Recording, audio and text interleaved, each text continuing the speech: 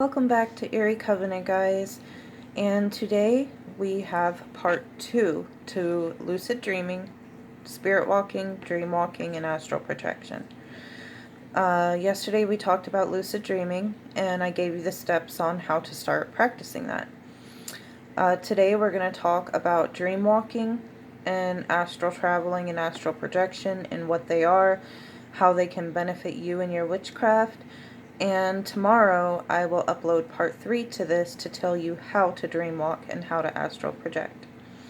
If I'm talking a little funny, guys, I'm sorry. I have a really bad abscess tooth, and the dentist, for some reason, cannot get me in until next week. Alright, so let's get started. Oh, and if you haven't seen the lucid dreaming video yet, go back and watch that before you watch this so you kind of know what's going on. Alright, so dream work is important in my opinion, plus it's really fun and beneficial. It really opens up your consciousness and the secrets of the universe and even life after death.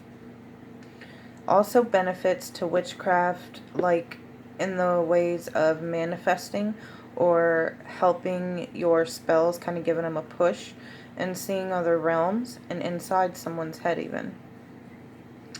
And we will talk about the differences between the two. Let's start with dream walking. So, or I call it spirit walking as well. It's one of my favorite things to do when it comes to dream work. It took me quite a bit to master it, but once you do, it is great. What if you did, say, a come back to me spell or a love spell, and you want to hurry up the person's thoughts or feelings towards you? So you leave your body that night, walk right into the other person's dream realm, and create what you want in the surrounding and remanifest in their dream, or perhaps even make love to them. Then you just hurried up their thoughts about you and made your spell more powerful. So, if that scenario makes sense. It took me about 4 years to successfully dream walk. And the first time I did, it was a come back to me spell, and I did what I said earlier. And the next day they called me and even told me the details of the dream. So that was really cool. And it was like a little shocking that I actually finally did it. But it was really cool.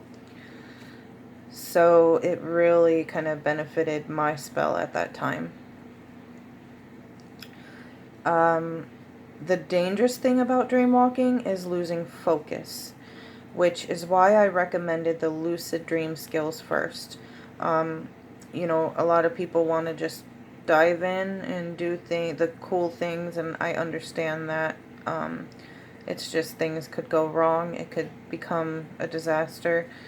You really got to build your skills up. So I recommend starting with lucid dreaming. You don't have to astral project or dream walk, but there could be consequences. Like, for example, I went to visit a friend's dream one night about a year ago, and my friend was having a nightmare, and I dropped right into the middle of it, and I saw my friend on a huge maze, and he was being chased by something. I was kind of on top of one of the maze walls. It was all white, and there were these creatures inside the maze. You could see them, and it like seemed to go on forever. And at first I'm like, what the hell's going on? Like, this ain't how it's supposed to be. I guess I kind of forgot that people had nightmares when I dropped into this dream to, like, I wanted to surprise and freak out my friend a little bit so we could talk about it the next day. But thinking back now, if I didn't panic, I probably could have changed the dream surrounding to something better if I had better focus. But whatever was chasing my friend turned and climbed the maze wall and started at me and chasing me. So I began to run, so I could leave, and I just pushed out of it and woke up. Thank God that my skills for finding my way back are good, like my focus on that. But it could have been probably bad if I didn't know how to lucid dream. So I found my way back, and see, some things that happen while dream walking are really happening in that realm. We say, oh, it's just a dream, but no, we're in another realm outside of our bodies. Yes, not everything that happens in dreams happens in our waking world, but it is still happening in another realm outside of our bodies. So I'm trying to learn more as I go to see if it is actually possible to get hurt in your dreams or while dream walking in the material world. My guess is yes with some things, but we also know that it's not always the case. But imagine the possibilities with mastering dream walking. Now, the astral world and astral travel and projection. Now, this is something that I am doing extensively right now, and I absolutely love it. There's so much to explore in the astral plane. So, the astral plane is the fourth dimension of the soul matrix, where we go when we die and when we first shed our bodies. You go to the astral plane. If you want to know more about that and life after death, I made a video called Life After Death. Go back and watch that. It explains a bit more about that. It's one of the 12 planes of existence outside the material plane, we know as the waking world.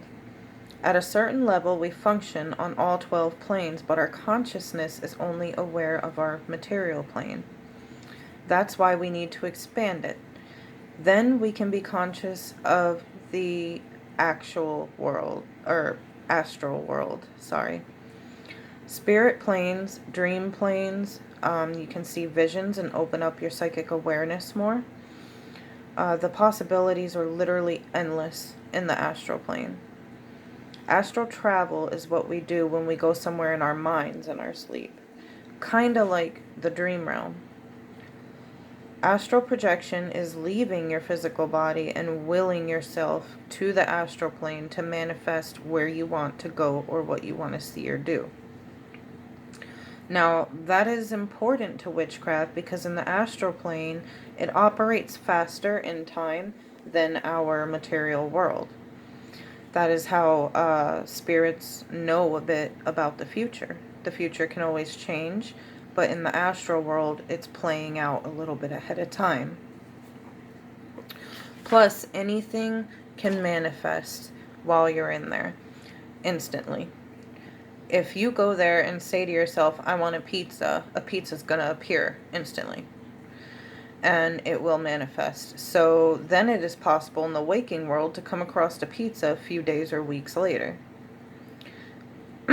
So you can manifest what you want, and that can help your spells. You can visit wherever you will. So that's a little bit about dream walking and astral projection. I hope you got a good understanding about them.